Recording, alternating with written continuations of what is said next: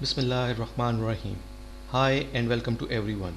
In this video, we will learn how to exploit SMB services in order to gain victim computer access. Let's start. SMB server message block is a client server protocol that used for sharing access to files, printer, serial ports and data on a network. अच्छा SMB जो है हम लोग use करते हैं network के ऊपर जो भी हम चीज़ें शेयर कर रहे होते हैं उसके लिए ये प्रोटोकॉल यूज़ हो रहा होता है। नेटवर्क के ऊपर क्या हम लोग चीज़ें शेयर कर रहे होते हैं, कोई फोल्डर शेयर कर रहे हैं ताकि बाकी लोग उसको एक्सेस कर सकें, प्रिंटर शेयर कर रहे हैं ताकि कॉमन प्रिंटर को यूज़ कर सके और उसके ऊपर प्रिंट की कमांड भेज सके। तो ये जितनी भी सर्विसेज यूज़ हो रही होती हैं, जो शेयरिंग की सर्विसेज यूज़ हो रही होती हैं, वो SMB का प्रोटोकॉल यूज़ कर रही होती हैं। अच्छा, लेटर ऑन क्या हुआ, लेटर ऑन फिर माइक्रोसॉफ्ट ने नेटबॉयस की सर्विसेज इंट्रोड्यूस की। अच्छा, नेटबॉयस क्या है जी? Network basic input output system. Purpose इसका सेम था कि जो भी आप चीज़ें शेयर करवा रहे होते हैं माइक्रोसॉफ्ट के नेटवर्क के ऊपर, लाइक फाइल शेयर्स करवा रहे हैं, फोल्डर शेयर करवा रहे हैं, प्रिंटर शेयर करवा रहे हैं या अदर कोई डिवाइसेस जो है शेयर करवा रहे हैं, तो वो नेटबॉयस की सर्विसेज यूज़ कर रही होती थी। और नेटबॉयस जो है वो basically SMB service block message का प्रोटोकॉल ही यूज़ कर रहा होता है। और वो प्रोटोकॉल किस पोर्ट पे यूज़ करता है? वो पोर्ट 139 पे यूज़ करता है। माइक्रोसॉफ्ट ने इसको 445 के पोर्ट के ऊपर भी रन किया। सो आइदर ये 13 पोर्ट पे भी रन हो रहा होता है या 445 पे भी रन हो रहा होता है। द पर्पज़ इज़ सेम कि जो भी आप नेटवर्क के ऊपर चीज़ें शेयर करवा रहे होते हैं उस पर्पज़ के लिए ये SMB यूज़ हो रहा होता है। अच्छा, काम कैसे करता है आप देख सकते हैं यहाँ पे कि क्लाइंट है, क्लाइंट SMB की रिक्वेस्ट करता है सर्वर के ऊपर, और सर्वर ने अगर कुछ चीज़ें शेयर करवाई हुई, लाइक कोई फोल्डर शेयर कराया हुआ है जिसके ऊपर डिफरेंट फाइल्स हैं जिसकी आप रिक्वेस्ट चाहते हैं और उसकी अगर आपको शेयरिंग की एक्सेस दी हुई है, उसने शेयरिंग आपके साथ की हुई है, तो आप जस्ट रिक्वेस्ट करते हो और जो भी फाइल्स हैं उसके ऊपर सर्वर के ऊपर पड़ी हैं उस शेयर फोल्डर के ऊपर, तो आप उसको एक्सेस कर लेते हो और उसको ओपन कर लेते हो, ठीक है, या चेंजेस कर सकते हो उसी तरह फाइल्स को। सिमिलर वे अगर आपका कॉमन प्रिंटर है और उसको आपने सर्वर के ऊपर उसको कनेक्ट किया हुआ है और उसको शेयर करवाया हुआ है, तो सभी लोग जो है, जो क्लाइंट है, वो इसी तरह SMB की रिक्वेस्ट करते हैं सर्वर के ऊपर और अपने प्रिंट की रिक्वेस्ट भेज सकते हैं और प्रिंट जो है वो कॉमनली जो प्रिंटर है उसके ऊपर प्रिंट आ जाता है और वहाँ से वो अपना प्रिंट उठा सकते हैं।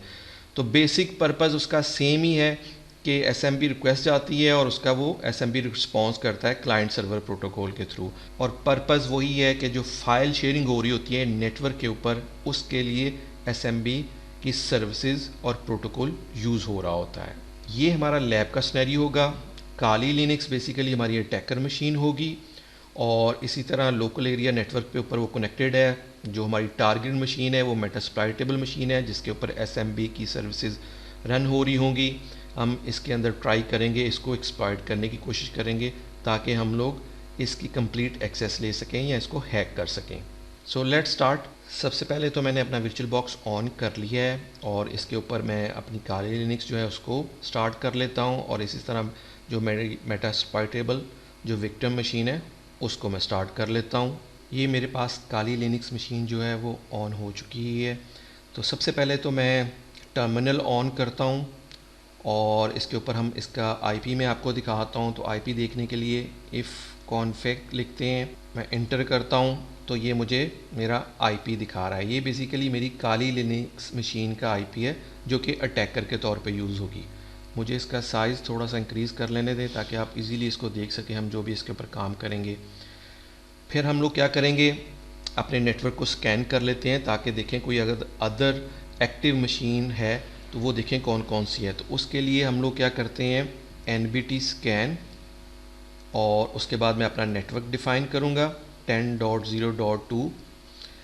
आपका डिफरेंट नेटवर्क भी हो सकता है, जो आपका नेटवर्क होगा आपने उसी को स्कैन करवाना है। .0/24 मीन्स के कंप्लीट नेटवर्क 0 से लेके 2255 जो IP हैं सारे का सारा स्कैन करे और मुझे बताए इसके ऊपर अगर कोई मशीन्स अवेलेबल है एक्टिव।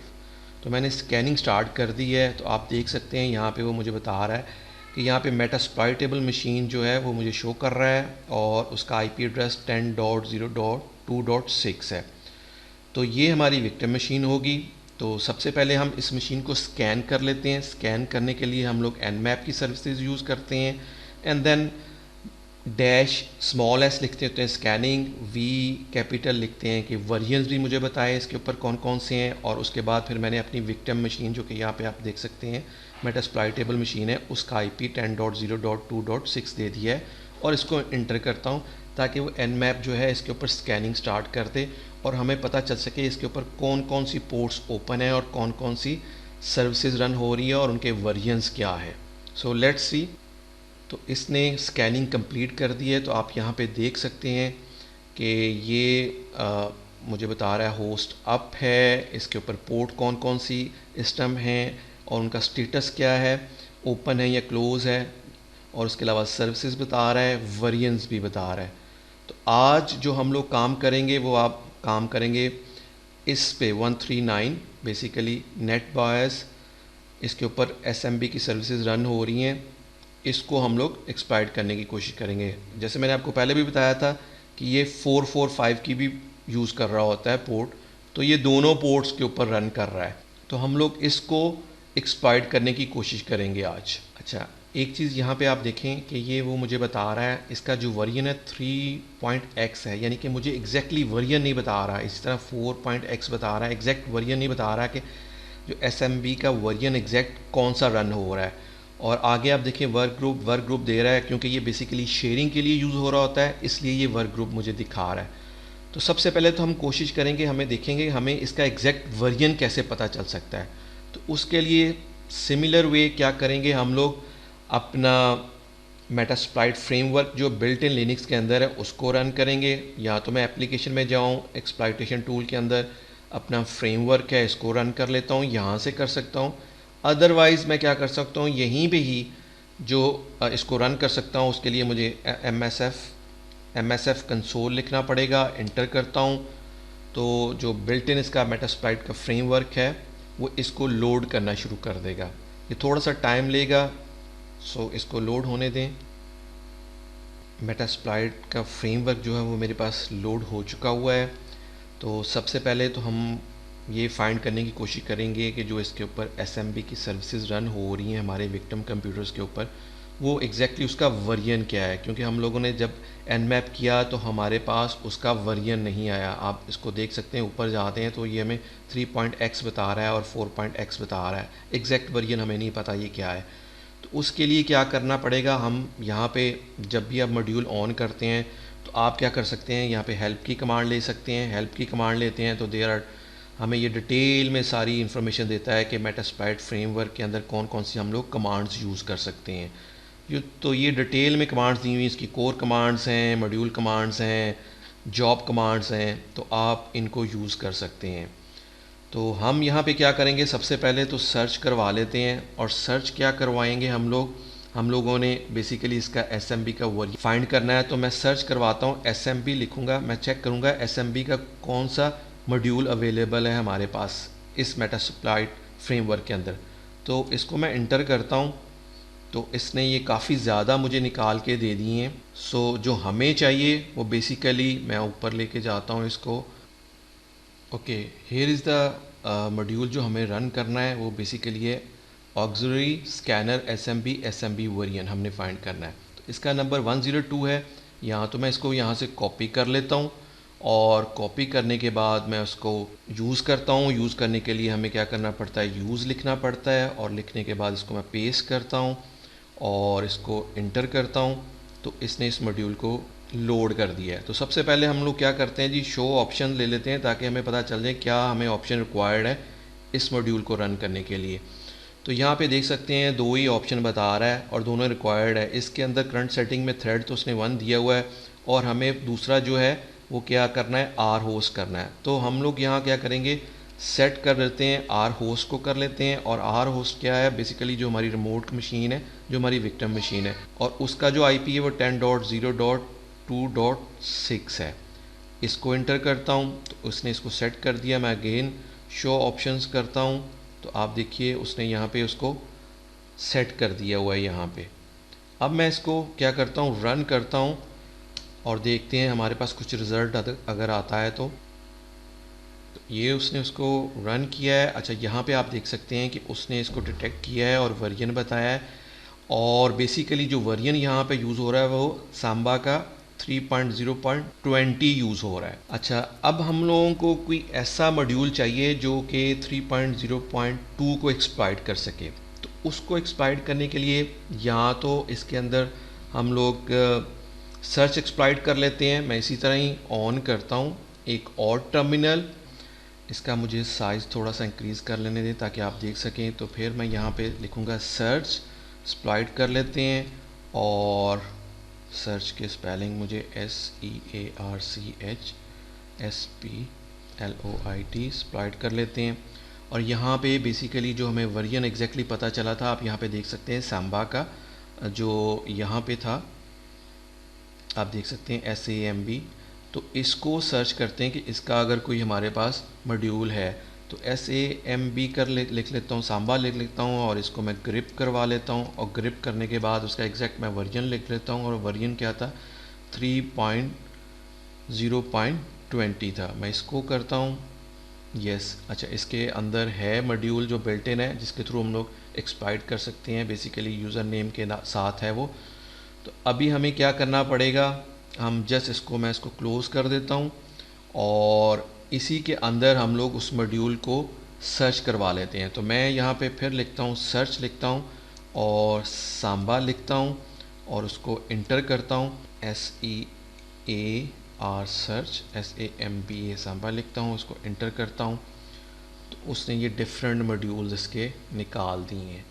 और यहाँ पे जो हमें वो चाहिए वो यूज़र नेम, यूज़र मैप करवाने के लिए चाहिए, ठीक है।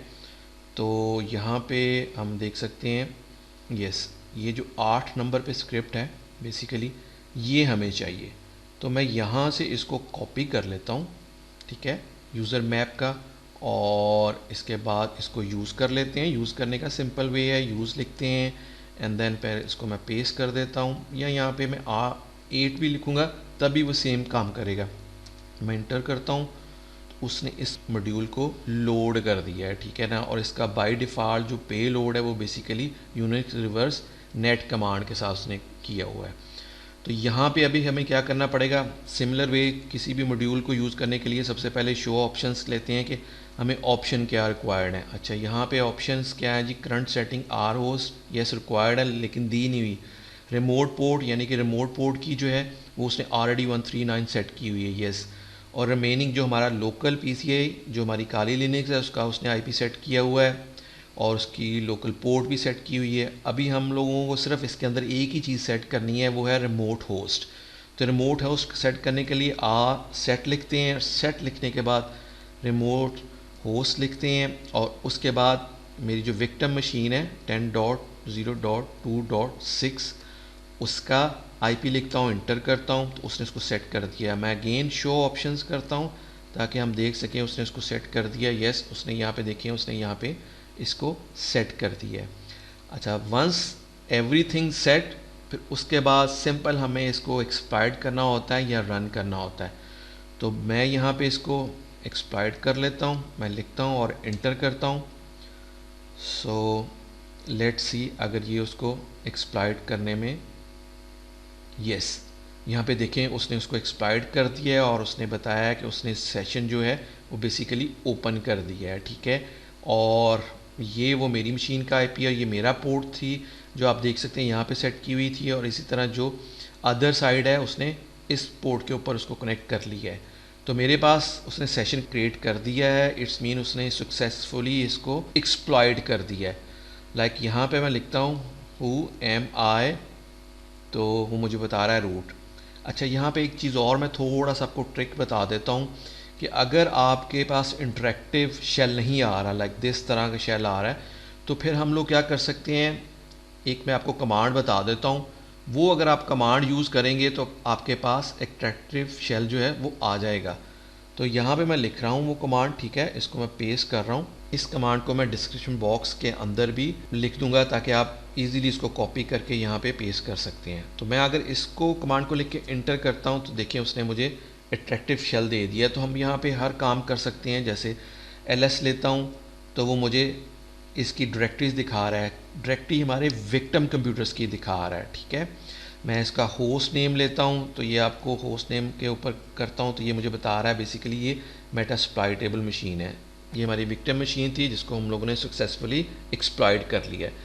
तो वंस जब आपके पास रूट की एक्सेस आ जाती है तो इट्स मीन आपके पास कंप्लीट एक्सेस आ गई है, तो आप उसके ऊपर कोई काम भी कर सकते हैं। ठीक है, so this is the way हम लोग SMB की अगर सर्विसेज रन हो रही हैं, जो कि बेसिकली फ़ाइल शेयरिंग के लिए, प्रिंटर शेयरिंग के लिए, नेटवर्क के ऊपर शेयरिंग सर्विसेज के लिए यूज़ हो रही होती है, उसको हम लोग मेटास्प्लॉइट का लिनक्स के अंदर जो बिल्ट इन फ्रेमवर्क है उसको यूज़ करते हुए, काली लिनक्स का फ्रेमवर्क को यूज़ करते हुए हम लोग उसको एक्सप्लॉइट कर सकते हैं, उसको हैक कर सकते हैं, उसकी एक्सेस ले सकते हैं। I hope you learned how to exploit SMB services in order to gain victim computer access. If you like this video, kindly share with your friends and please subscribe this channel. Thank you.